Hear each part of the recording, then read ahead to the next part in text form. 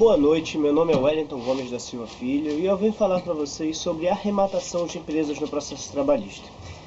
Bem, a arrematação é um instituto processual, né, que visa a venda de bens do devedor para o pagamento de dívidas conhecidas no processo de conhecimento.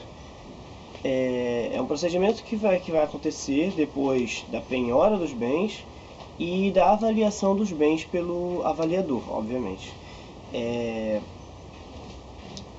A arrematação pode ser dividida em dois institutos.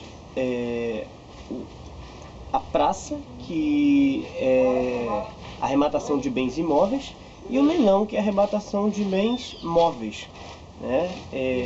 Apesar da consolidação das leis de trabalho não fazer essa diferença, o novo Código de Processo Civil, as novas disposições entradas em vigor em 2006 do Código de Processo Civil trazem essa diferença entre a praça e o leilão.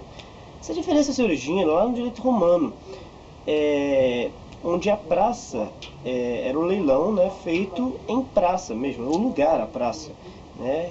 E o leilão era um leilão normal feito no lugar onde estão os imóveis. Essa diferença se mantém hoje em dia na medida de que o leilão dos bens móveis, a arrematação dos bens imóveis, né, será feita na sede do juízo, né, que é a praça, no caso. E o leilão dos bens móveis é feito no lugar onde os bens móveis estão, segundo o Código de Processo Civil, né?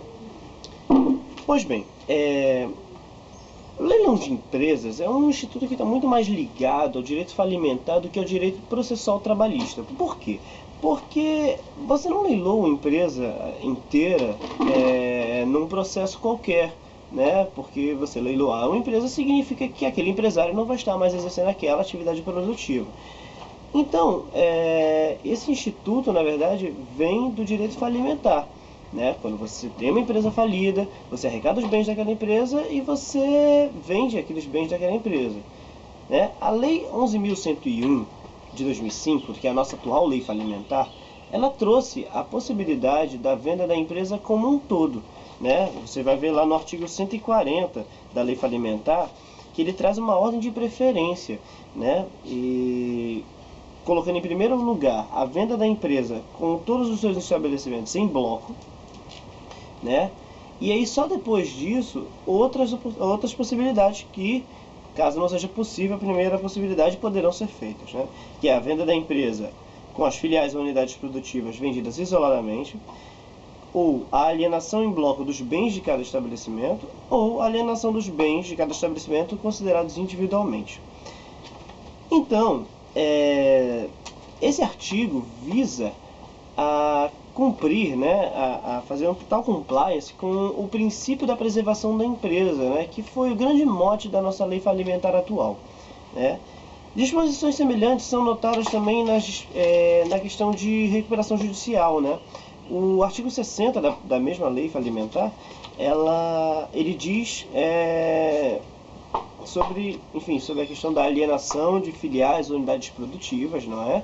Porque, de fato, se você vai alienar a empresa toda, você não está querendo se recuperar judicialmente, você está querendo vender a sua empresa. Então, na recuperação judicial, pode fazer parte do plano de recuperação judicial a alienação de filiais ou de unidades produtivas da empresa, não é? E é interessante notar que, segundo o artigo 60, parágrafo único, em relação à recuperação judicial, e o 140 e o 141, inciso 2º da lei falimentar, essa arrematação se dará livre de qualquer ônus para o arrematante. Isto é, o arrematante não levará com ele as dívidas, não levará tanto trabalhistas como tributárias, como nenhuma outra, com fornecedores. Por quê?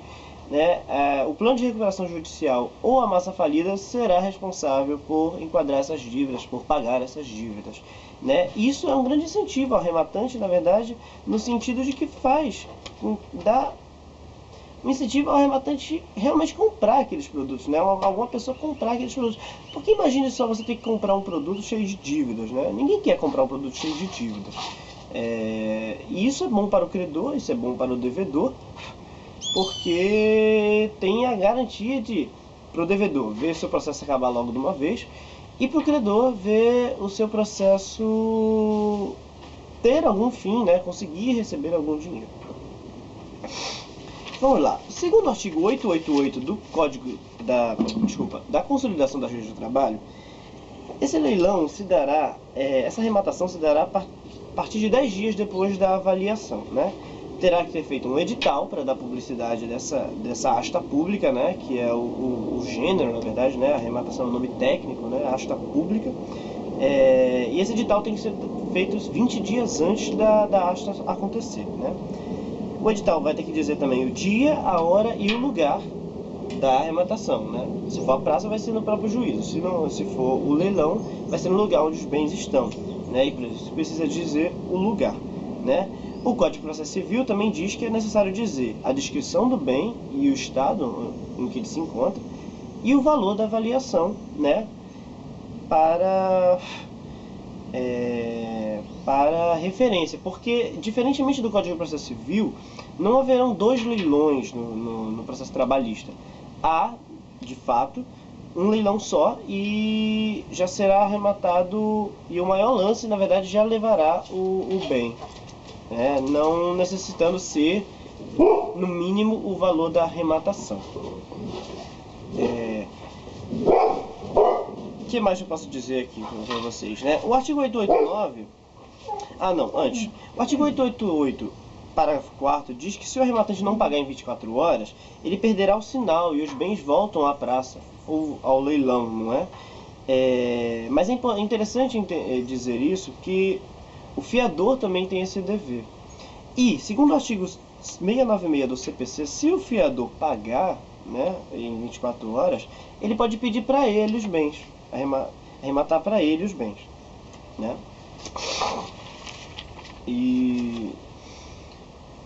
Bem, então, assim considerado, nós podemos dizer que num processo trabalhista você pode arrematar, né, as filiais, né, da empresa, né, como da mesma forma que num plano de recuperação judicial, e a arrematação da empresa inteira é a primeira opção num processo falimentar.